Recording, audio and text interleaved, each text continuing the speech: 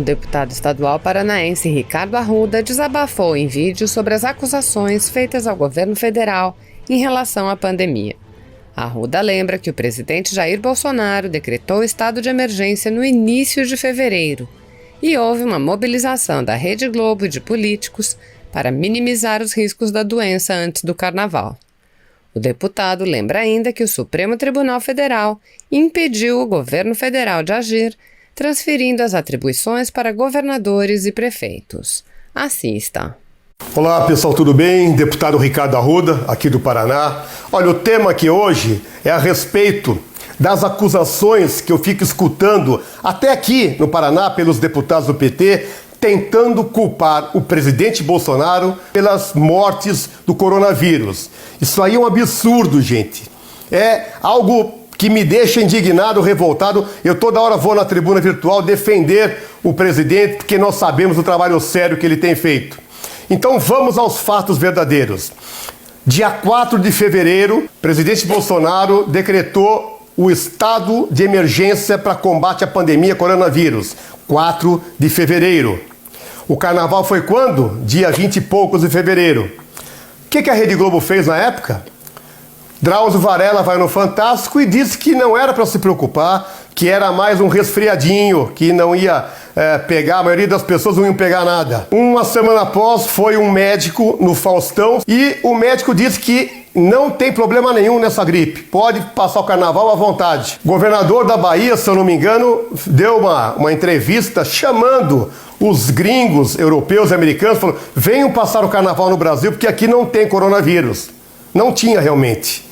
Aí vieram milhares para cá e contaminaram esse monte de gente aqui no Brasil. A irresponsabilidade dessa Rede Globo, dessa Globo lixa, unidas a essa politicagem da esquerda, né, que tentam destruir o governo, e eles são os causadores dessas mortes.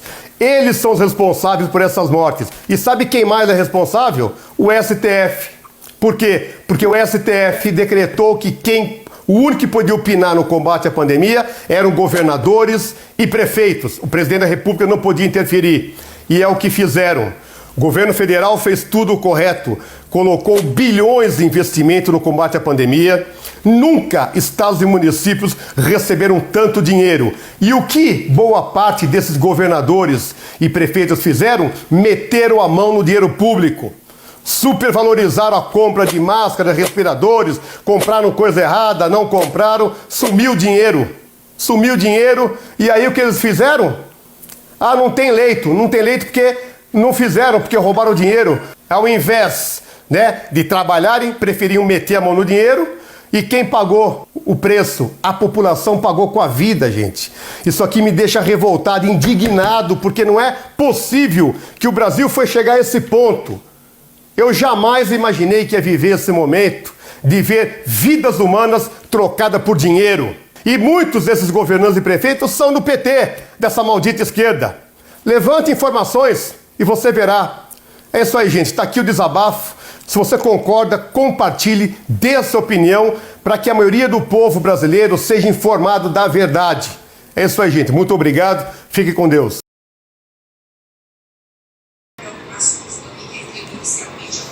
Olá pessoal, deputada federal Bia Kicis. Eu vim falar aqui com vocês sobre um dos temas mais importantes sobre o qual eu dedico meu mandato, que é o combate ao ativismo judicial. E nós estamos agora vivendo um momento muito crítico com relação a isso, quando esse ativismo ele advém diretamente de ministros do Supremo Tribunal Federal. Somente esses últimos dias nós tivemos 2 exemplos muito graves de ativismo. O que é o ativismo? O ativismo é quando o juiz ele se substitui ao legislador e ao invés de simplesmente fazer o seu papel de aplicar a lei, ou no caso até do Supremo, a Constituição, ao caso concreto, aos processos sobre os quais o juiz se debruça, que chegam ao juiz mediante provocação de uma parte interessada, o juiz começa a falar e decidir sobre questões políticas que não estão nos autos. Então nós tivemos essa semana o ministro Gilmar Mendes numa entrevista, numa declaração, dizer o seguinte, que é preciso dizer isso de maneira muito clara. O Exército está se associando a esse genocídio. Não é razoável, é preciso pôr fim a isso. Então, a gente fica pensando assim, de que genocídio, em primeiro lugar, o ministro está falando, né? Porque nós vivemos nos últimos governos um genocídio, aí sim, verdadeiro, de jovens, né, de negros, de pessoas pobres, que têm sido assassinadas, e não só negros e pobres, mas toda a sociedade, que realmente nessas camadas mais pobres da sociedade aumenta a violência, né? Mas pessoas de todas as camadas sociais, de todos os níveis intelectuais, de todas as profissões, têm sido vítimas, sim, de assassinatos, 60 mil pessoas por ano, sem que o Estado tenha sido capaz de proteger essas pessoas. Aí a gente pode falar de genocídio, mas no governo atual, que genocídio é esse? Quem é que está cometendo genocídio junto com o Exército, segundo o ministro Gilmar Mendes? Então, esse é o tipo da declaração que nos deixa realmente muito preocupados, e o ministro da Defesa já respondeu, dizendo que as Forças Armadas, o Exército, têm se dedicado durante o coronavírus ao combate ao coronavírus, né? Então não há genocídio algum. O que há é agora uma modinha, né, de ficar falando do presidente da República com total desrespeito à autoridade máxima da República e chamando o presidente de genocida, o que é um crime, né? Porque genocídio é um crime contra a humanidade, e aí, no caso, estão atribuindo um crime. Então já existe aí, no mínimo, uma calúnia, além de uma atividade política do ministro, que é muito preocupante. E aí, em seguida, a gente vê o ministro Barroso também falando, né? Falando da preocupação dele, tanto com a saúde, como com as redes estando disseminando ódio. Ele está muito preocupado com o ódio e a desinformação disseminada nas redes sociais. Isso coloca como presidente do TSE tendo que tomar uma atitude para evitar que aconteça o que aconteceu no Brexit. O que aconteceu no Brexit? No Brexit, o povo inglês decidiu 2 vezes pela retirada, pela saída da Inglaterra, da Grã-Bretanha, né, da União Europeia. Então isso foi a vontade do povo. Mas como o ministro Barroso, pelo visto, ele é a favor da União Europeia, ele é contra a saída da Grã-Bretanha, então ele diz que isso foi fruto de desinformação. Assim como, segundo o ministro, as eleições americanas, a eleição do Trump também foi fruto de desinformação, não fruto da vontade de um povo que era majoritariamente conservador, né? Que se vê representado pelo Trump, pelas suas ideias, ao contrário, né, das ideias pregadas pelo Partido Democrata, né? E também as eleições na Índia, segundo o ministro Barroso, também fruto de desinformação. Agora, o presidente da Polônia foi reeleito, um conservador. Pode ser que o ministro Barroso também ache que foi fruto de desinformação. Desinformação essa que precisa ser combatida. Como é que ele está combatendo isso, gente? Combatendo, chamando as plataformas, dizendo que elas têm que retirar, né? Elas têm que cuidar para que não haja fake news. E o ministro tem que retirar das plataformas aquelas informações que, segundo ele, desinforma. Aí o ministro, né, ele diz o seguinte, que ele conta, olha que bonito, gente, vocês têm certeza que vocês vão ficar emocionados.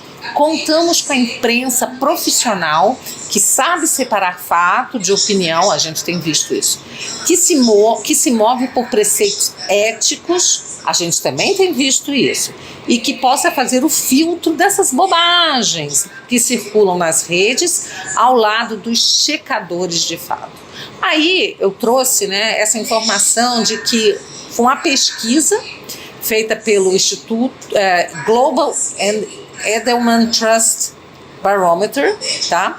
É um estudo feito por eles em 2018, disse o seguinte, que a imprensa, tá? A imprensa, ela é a instituição menos confiável globalmente. Então, esse resultado apontou que em 22 dos 28 países onde a pesquisa foi feita, ela se encontra no território da desconfiança. E o Brasil certamente é um desses países. Se não foi incluído na pesquisa, se fosse incluído, certamente seria um desses países onde a imprensa está realmente assim, um dos últimos locais, uma das últimas posições de instituição confiável, não é? A gente tem assistido jornalista que torce para presidente morrer, pesquisas que são feitas, né, depois desmentidas, pesquisas eleitorais que são feitas, divulgadas pela imprensa e depois são desmentidas nas urnas. A gente tem visto aí que na questão até do coronavírus, a imprensa se valendo de dados científicos que mudam toda semana, né? Então a gente sabe que não tem uma cobertura parcial, lamentavelmente, por boa parte da imprensa, mas é com essa mídia aí que o ministro Barroso diz contar, essa imprensa profissional, para dizer, junto com os checadores de fatos, o que é verdade, o que é mentira, né, e impor aí um cala-boca, uma censura às redes sociais. Então, assim, eu estou deveras preocupada com isso, tá? Como parlamentar, trabalho todos os dias, né, para combater esse ativismo judicial. Tem uma série de projetos de lei contrários ao ativismo, que visam a responsabilizar esse ativismo, criminalizar toda vez que houver uma usurpação de poder. Isso tem acontecido muito porque, lamentavelmente, o parlamento tem se colocado de joelhos, subserviente ao Supremo Tribunal Federal. E a gente sabe que tem aí parlamentares que têm problemas perante a justiça, né, que temem realmente que haja uma investigação, uma denúncia, que o Supremo possa condená-los. Mas é isso aí, né? A gente precisa encarar esse fato, né? A gente sabe que você não precisa dever para a justiça para poder ser investigado. Hoje a gente vê isso, né? Existe, além do ativismo todo, né? Agora esse ativismo também foi para inquéritos, né? Ele agora também está sendo utilizado em inquéritos penais, né? Aí no Supremo Tribunal Federal, que está avançando sobre a base de apoio do presidente Bolsonaro. Então a situação é toda muito preocupante e nós temos que continuar sempre atentos, e vocês podem contar com o meu trabalho no combate ao ativismo, que é uma forma da gente preservar a democracia. Enquanto os juízes quiserem fazer leis, quiserem investigar, quiserem decidir quem vai ser diretor da polícia, ou seja, quiserem usurpar sobre competência do executivo e do legislativo, nós não teremos uma democracia efetiva.